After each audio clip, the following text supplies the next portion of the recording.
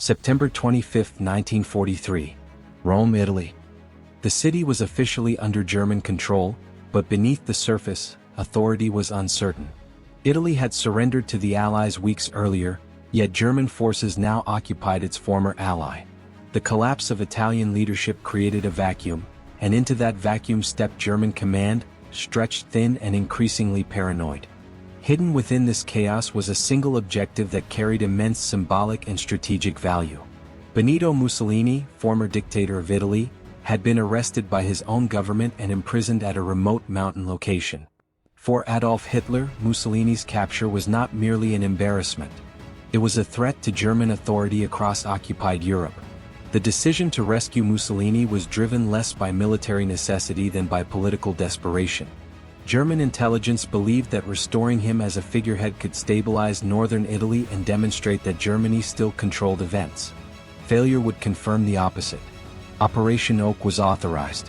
German intelligence narrowed Mussolini's location to a hotel perched atop the Gran Sasso mountain range. The site was isolated, accessible only by cable car, and guarded by Italian troops whose loyalty was uncertain. A direct ground assault would take hours and almost certainly fail. The plan that emerged was unprecedented. A glider landing at high altitude on rocky terrain with no margin for error. On September 12, 1943, German airborne commandos launched from airfields before dawn. Towed gliders cut loose above the mountains and descended silently toward the target. Navigation relied on clear weather and precise timing. Any mistake would scatter men across cliffs and valleys. Against expectation, the gliders landed intact. Italian guards, confused and unwilling to fight for a fallen regime, surrendered without resistance. Mussolini was found alive, visibly weakened but defiant. Within minutes, the former dictator was informed that he was free. The extraction phase was the most dangerous. There was no runway, only a narrow plateau. A small liaison aircraft was brought in, overloaded and barely capable of takeoff at that altitude. Against all probability, it lifted from the mountainside and disappeared into the clouds. For German propaganda, the operation was a triumph. Images of Mussolini's rescue were broadcast across Europe, presenting an image of German precision and control. In reality, the operation masked a deeper truth. Germany was increasingly relying on dramatic gestures to conceal strategic decline. Mussolini was reinstated as head of a German-controlled puppet state in northern Italy. His authority was limited, his power symbolic. Italian resistance intensified rather than diminished. German forces were drawn deeper into a costly occupation. Allied intelligence assessed the rescue with a colder eye. The operation demonstrated tactical brilliance but strategic weakness. Resources had been diverted for a political objective that did little to change the war's trajectory. Germany had succeeded in rescuing a man, but not an empire. By 1944, northern Italy had become a grinding front. German units faced partisan warfare, Allied advances and stretched supply lines. Mussolini's restored government survived only under German protection, isolated from the population it claimed to rule. When Mussolini was captured and executed by Italian partisans in April 1945, the symbolic victory of Operation Oak collapsed entirely. The rescue that once projected strength now appeared as a desperate attempt to control the inevitable. Post-war historians concluded that the operation revealed a defining pattern of the later war years. As Germany's strategic position deteriorated, leadership increasingly prioritized symbolic victories over sustainable outcomes. Dramatic success replaced long-term planning. The rescue of Mussolini did not alter the course of the war. It delayed nothing and prevented nothing. It served only as a reminder that even the most daring operations cannot reverse collapse once momentum is lost. History remembers the gliders landing on the mountain and the dictator stepping into freedom. It remembers less what followed. The war did not change direction. The forces shaping Europe's future were already moving beyond dramatic gestures. In the end, Operation Oak was not a story of rescue, but of illusion. A moment where spectacle briefly overshadowed reality, before reality returned with finality. October 1943. Northern Italy. In the weeks following Mussolini's rescue, the German leadership moved quickly to construct the appearance of restored authority. Mussolini was installed as head of the Italian Social Republic. a state that existed largely on paper and survived only through German military support. Public announcements spoke of renewal and stability, but conditions on the ground told a different story. Italian civilians responded with widespread indifference or hostility. Years of war and dictatorship had exhausted public loyalty. German occupation forces were now responsible for maintaining order in unfamiliar territory while facing a growing resistance movement. Rail lines were sabotaged, supply convoys ambushed, and local administrators quietly undermined German directives. Allied intelligence reports described northern Italy as a political and military liability rather than an asset. German divisions stationed there were tied down in anti-partisan operations instead of reinforcing critical fronts elsewhere. Each act of resistance forced additional German resources into security roles, draining manpower and morale. Mussolini's authority remained fragile.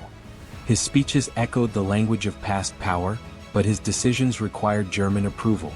Meetings with German commanders revealed his dependence and isolation. The regime he led lacked legitimacy, coherence, and popular support. Intelligence analysts concluded that the rescue had restored a symbol, not a functioning government. By early 1944, Allied bombing campaigns intensified against infrastructure in northern Italy. Rail yards, factories, and transportation hubs were targeted to disrupt German supply lines. Damage assessments showed increasing strain on occupation forces. German commanders reported difficulties maintaining control over territory that appeared increasingly hostile.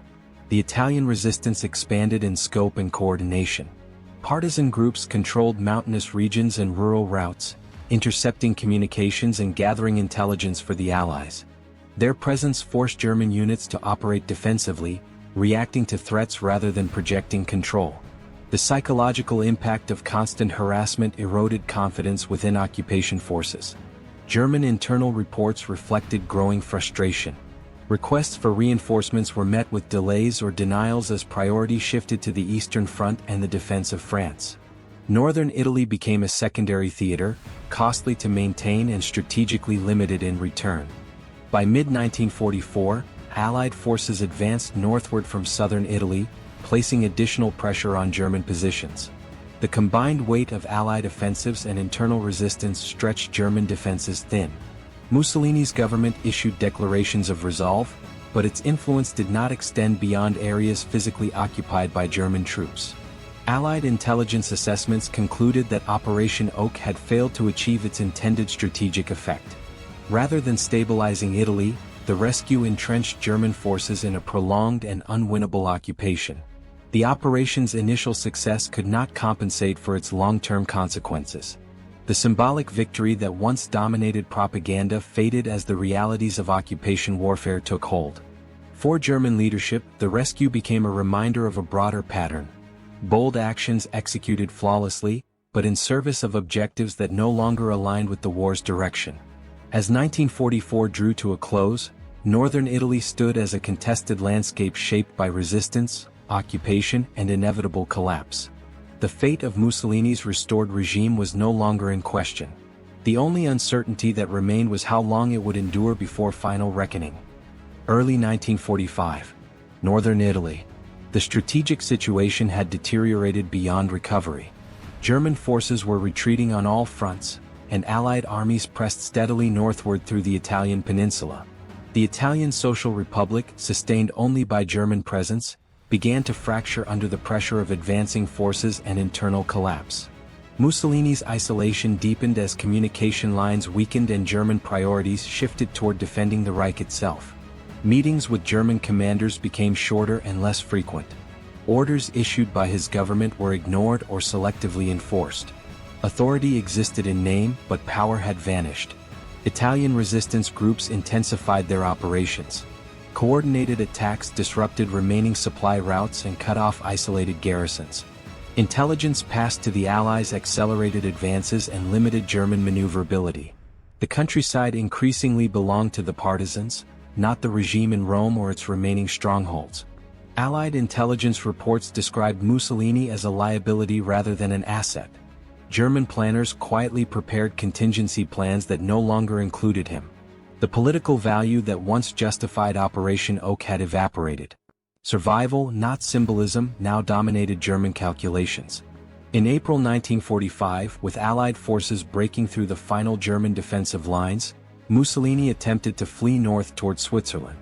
Disguised and traveling with retreating German units, he sought escape from a regime that had already collapsed. Intelligence networks, however, were closing in. On April 27, Italian partisans intercepted the convoy near Lake Como. Mussolini was identified, captured, and held overnight. The following day he was executed alongside his companion. The news spread rapidly, confirming what intelligence analysts had long predicted. The Italian Social Republic ceased to exist in that moment. German forces in Italy began surrendering in large numbers within days. Without leadership, cohesion, or purpose, resistance collapsed. Allied troops entered major cities with minimal opposition, marking the end of organized Axis control in the region. Post-war assessments framed Mussolini's rescue and downfall as a cautionary example of strategic miscalculation. The operation that had once showcased German daring had delayed nothing and resolved nothing. It had preserved a symbol at the cost of resources that Germany could no longer afford. Historians noted the contrast between tactical execution and strategic outcome. Operation Oak was flawlessly carried out, yet it contributed to deeper entanglement in an unwinnable occupation. The rescue extended Mussolini's life, but not his relevance. The final days of the Italian campaign reinforced a recurring lesson of the war. Leadership detached from reality often mistakes spectacle for strength. When symbols replace substance, collapse becomes inevitable. As Germany surrendered in May 1945, the story of Mussolini's rescue faded into the larger narrative of defeat. What remained was not the image of a daring escape, but the reminder that even the most dramatic victories cannot reverse a war already decided. May 1945. Italy. The war had ended, but the aftermath revealed the full weight of the choices made in its final years.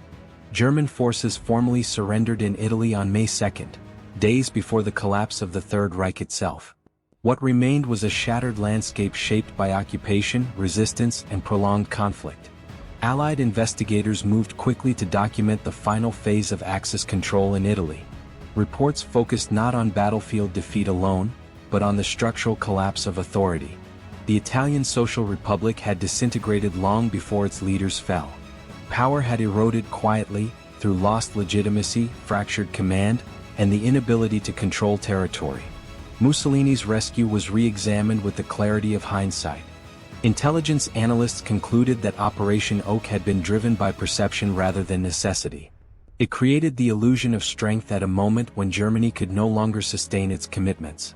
The operation delayed no Allied advance and prevented no strategic loss. Captured German documents revealed a leadership increasingly reliant on symbolic actions to maintain morale. As resources dwindled and options narrowed, spectacle replaced strategy. The rescue of Mussolini fit this pattern precisely. It was daring, dramatic, and ultimately irrelevant.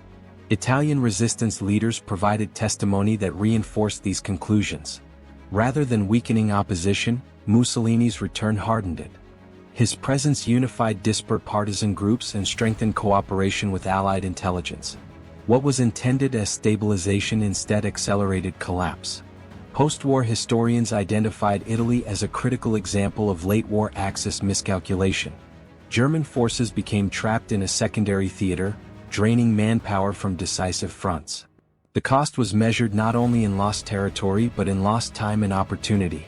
The broader lesson extended beyond Italy.